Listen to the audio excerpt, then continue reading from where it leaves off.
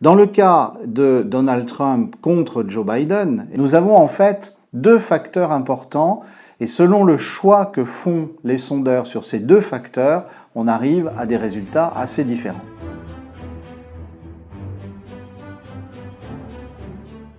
Si l'on en croit les experts, les observateurs, les médias et tous ceux qui commentent la politique américaine, le match est plié, les jeux sont faits. Il n'y a aucun doute pour eux que le 4 novembre au matin, ils apprendront que c'est Joe Biden qui a été élu président des États-Unis, avec même une très large avance. Puisque le site Real Clear Politics, qui est un site sur lequel on trouve la moyenne de tous les sondages en cours, nous dit que Donald Trump ne devrait pas dépasser plus de 190 grands électeurs, ce qui en laisse beaucoup plus de 300 à Joe Biden. Et si vous allez sur le site de la star de la prospective, de la futurologie, Nate Silver, le site 538, là aussi, c'est à peu près le même discours qui vous est tenu, quelquefois avec des prudences, des nuances, quelquefois des avis divergents, mais au fond, les jeux sont faits. Alors, en fait, il faut se rendre compte que les sondages, c'est une science, mais c'est aussi un art. Et il y a des choix qui sont faits, et tous les sondeurs d'ailleurs le reconnaîtraient. Certains font les bons choix avant une élection, d'autres ne les font pas. Contrairement à une légende bien entretenue, il n'y a pas soit une prescience absolue des sondages, soit un échec complet des sondages. Non, il y a à chaque fois des sondeurs qui ont mieux prévu que d'autres ce qui allait se passer. Dans le cas de Donald Trump contre Joe Biden, et en fait l'enjeu c'est la question de la réélection de Donald Trump qui avait créé la surprise en 2016, nous avons en fait deux facteurs importants et selon le choix que font les sondeurs sur ces deux facteurs, on arrive à des résultats assez différents. Le premier facteur, c'est celui de savoir quelle sera la participation électorale. Et lorsqu'on parle de participation électorale aux élections américaines, il faut se rappeler que la participation électorale était à 60% et quelques au début des années 1960 et qu'elle n'a cessé de baisser jusqu'à la fin des années 1990 pour remonter dans les années 2000 avec un pic au moment de l'élection d'Obama à presque 58% et lors de la réélection d'Obama, on était redescendu à 54%. Lors de l'élection Trump contre Hillary Clinton, on a été à un peu plus de 55%.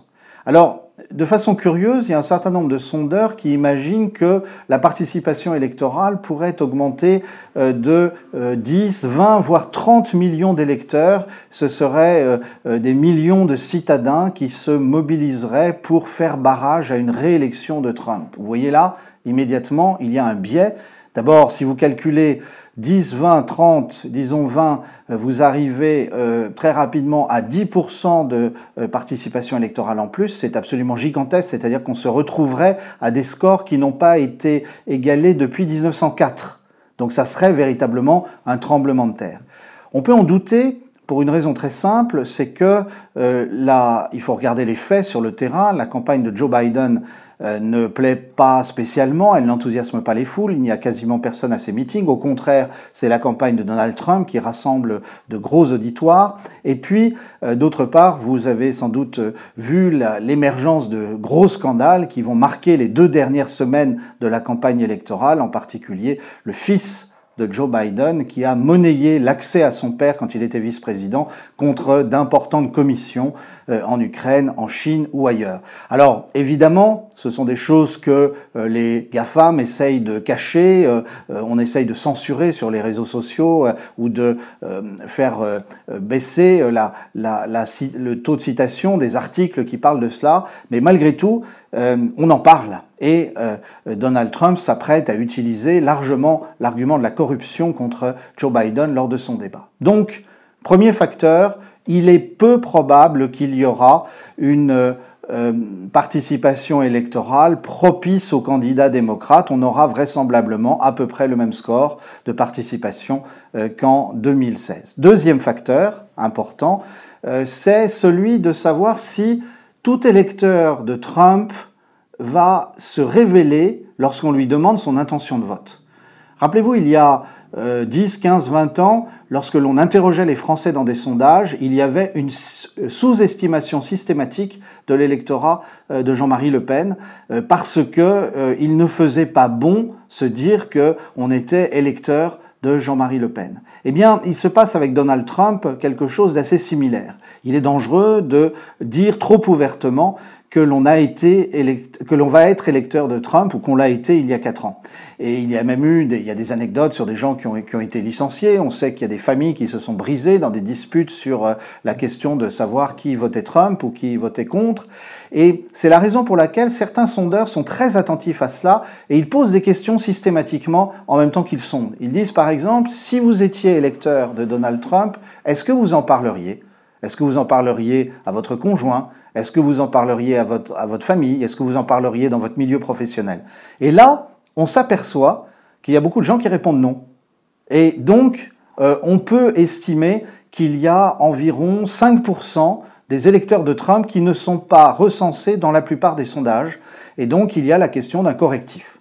Alors, c'est ce qui va vous expliquer que lorsque l'on regarde attentivement, des sondeurs qui sont plus prudents sur la hausse de la participation électorale et qui évitent de ce fait de majorer, de surpondérer les scores de Biden de 3 ou 4 points, des sondeurs quelquefois les mêmes, quelquefois d'autres qui sont prudents pour ne pas sous-estimer au contraire les électeurs de Trump, vous pouvez avoir une variation de 8 à 10 points, en fait, si vous regardez bien. Et alors, cela veut dire quoi? Cela veut dire, c'est très curieux, il y a actuellement dans les sondages 10 points d'écart en moyenne, dans la plupart des sondages, entre Biden et Trump. C'est ce que l'on vous répète sur tous les médias pour vous expliquer que le match est plié. Eh bien, regardez, si vous voulez suivre et bien anticiper l'élection américaine, je vous recommande d'aller regarder sur Internet quelques sondages qui, eux, ne connaissent pas ces biais méthodologiques. Premier sondage à citer, ce sont ceux du Democracy Institute. Autre exemple, ce sont ceux du Trafalgar Group. Et troisième exemple, l'Institut de John Zogby. Vous allez voir à ce moment-là des pronostics qui vous disent que la course est beaucoup plus serrée. Pour Zogby, elle est un peu en faveur de Biden, mais avec seulement 2-3 points d'avance. Pour le Democracy Institute, à l'opposé, elle est légèrement en faveur de Trump. Et alors, si vous prenez au sérieux le fait qu'il y a sans doute, et c'est ce qu'on a observé en 2016, 4 à 5 points de surestimation de Biden dans la plupart des États lorsque l'on fait des sondages, eh bien vous vous apercevez à ce moment-là que vous allez avoir toute une série d'États qui sont beaucoup plus incertains et même certains qui vont basculer de façon assez sûre du côté de Donald Trump. Si vous regardez l'Iowa, si vous regardez l'Ohio, si vous regardez la Caroline du Nord, si vous regardez la Floride, vous vous apercevez que la plupart des sondeurs les donnent déjà à Biden et en fait, si vous enlevez 4 ou 5 points, vous êtes en dessous du score enfin vous êtes au contraire dans le score d'incertitude ou vous êtes même en dessous de 0, c'est-à-dire que il n'est pas sûr du tout que Trump va les perdre, que Biden va les gagner. Et même si l'on pousse un petit peu plus, si l'on est à dire que vraisemblablement dans les États les plus disputés, il y a 6 à 7 points de sous-estimation de Trump, à ce moment-là, ce sont des États comme le Wisconsin, le Michigan, la Pennsylvanie, qui pourraient être non seulement très disputés, mais peut-être, comme la Pennsylvanie la dernière fois, grande surprise, basculer du côté de Trump. Donc si vous faites cette somme-là, vous vous apercevez qu'il y a en fait une centaine de grands électeurs qui ne sont absolument pas définis pour l'instant. On ne sait pas répartir du côté de Trump ou du côté de Biden, et on a même tendance à penser qu'il y a du côté de Trump un peu plus. J'ai fait moi-même une estimation prudente qui me fait arriver, en tenant compte de tous les critères que je vous donnais, qui me fait arriver à 278 grands électeurs pour Trump, c'est-à-dire 8 au-dessus de la majorité à atteindre. Alors est-ce que le match se terminera comme ça? Nul ne peut le savoir. Il y a encore bien des aléas, en particulier vu la manière dont les nostalgiques de l'ère Clinton, Bush, Obama essayent de faire tomber, de faire trébucher Trump de toutes les manières. Mais dans tous les cas, le match sera serré et Donald Trump n'a pas perdu. Personnellement, je crois même qu'il va gagner.